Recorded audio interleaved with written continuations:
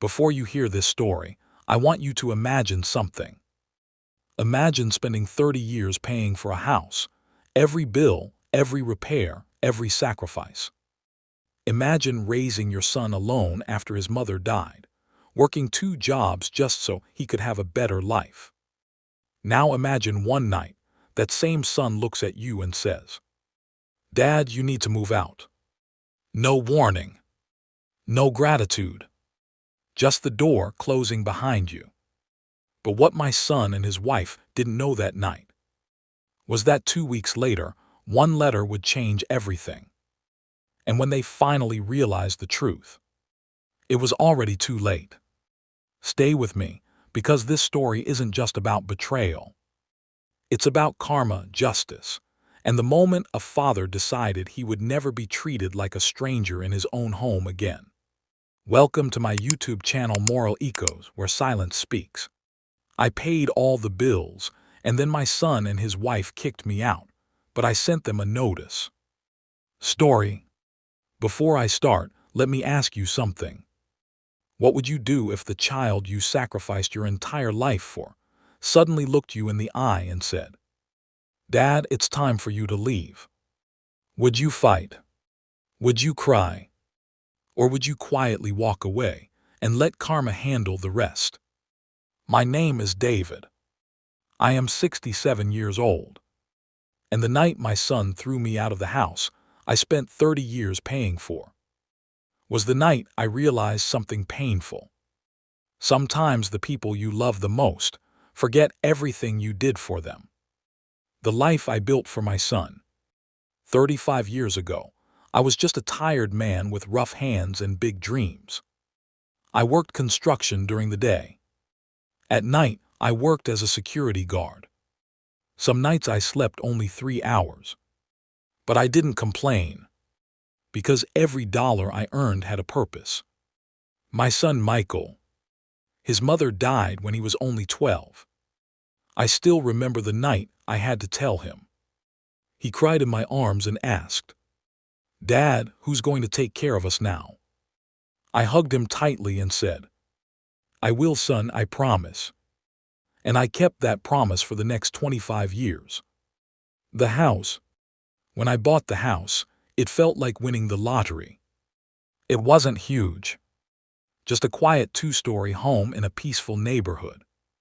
But to me, it was a palace, because it meant my son would always have a place to call home. I paid the mortgage every month. Every bill. Every repair. New roof. New plumbing. New heater. Every brick in that house carried the weight of my sacrifices. But the biggest mistake I ever made was believing my son would remember that. When my son got married, Michael met Sarah when he was 30. At first, I tried to like her. She smiled politely. She called me Mr. David. But something about her always felt cold. Still, when they got married, I welcomed her into my home. "Stay here until you save enough money for your own house," I told them. That was my first mistake. Months passed. Then years. They never moved out. And somehow, I was still paying every single bill. Electricity, gas, internet, groceries, even their car insurance sometimes. Whenever I asked Michael about it, he would say, "Money is tight right now, Dad." So I kept helping, because that's what fathers do. The complaints began. Then Sarah slowly started changing things in the house. She moved my wife's photos. She complained about my old furniture. She didn't like that I watched TV in the living room. One evening she said something strange. "David, don't you think older people should live somewhere quieter?" I laughed. I thought she was joking. But she wasn't. The night my son broke my heart. It happened on a cold November evening. I had just paid the monthly bills. Almost $3,000 that month. My savings were slowly disappearing. But at least my family had a roof over their heads. Or so I thought. Michael walked into the kitchen. Sarah followed behind him. Their faces looked serious. Michael cleared his throat. "Dad, we need to talk." My stomach tightened. I nodded slowly. "Sure, son, what is it?" Michael looked at Sarah. Sarah crossed her arms. Then she said the words that shattered my world. "We think it's time for you to move out." For a moment, I thought I heard wrong. "Move out?" Michael finally spoke. "Dad, we need our own space." I stared at them in disbelief. "This is my house." Sarah sighed.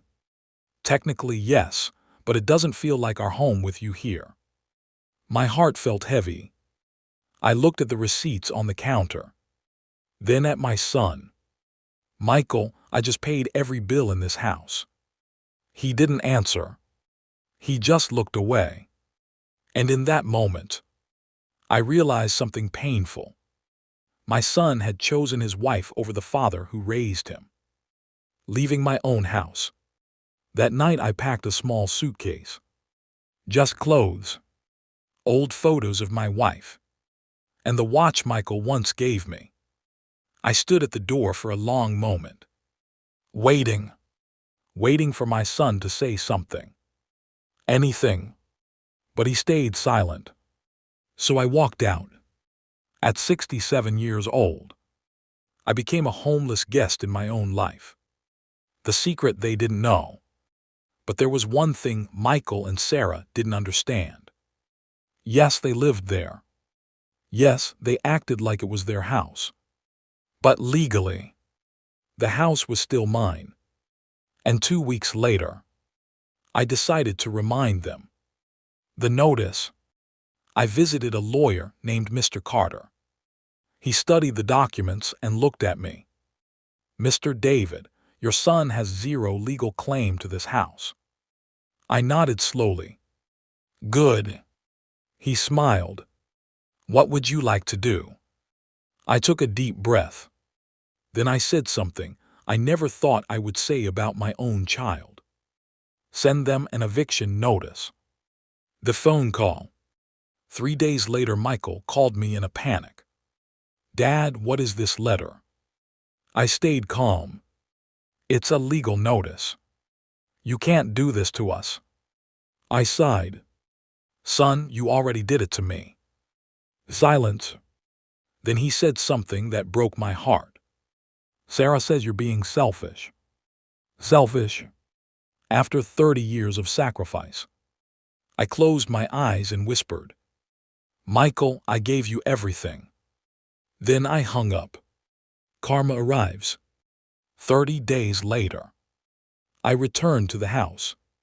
The driveway was empty. The lights were off. They had moved out. For the first time in months, the house felt peaceful again. A new chapter. I fixed the garden my wife loved. Painted the walls. Cleaned every room. Slowly, life started feeling normal again. Sometimes losing people is painful. But sometimes, it's also necessary. The day my son returned. 6 months later, there was a knock on the door. It was Michael. He looked exhausted. Older. Regretful. "Dad, can we talk?" We sat in the living room. He lowered his head. "I made a mistake." Tears filled his eyes. "I'm sorry, Dad." For a moment, I saw the little boy he used to be. I placed my hand on his shoulder. "Son, mistakes happen." Then I looked at him seriously. "But respect must never disappear from a family." He nodded. And in that moment, a broken relationship slowly began to heal. Moral: never forget the sacrifices of the people who raised you.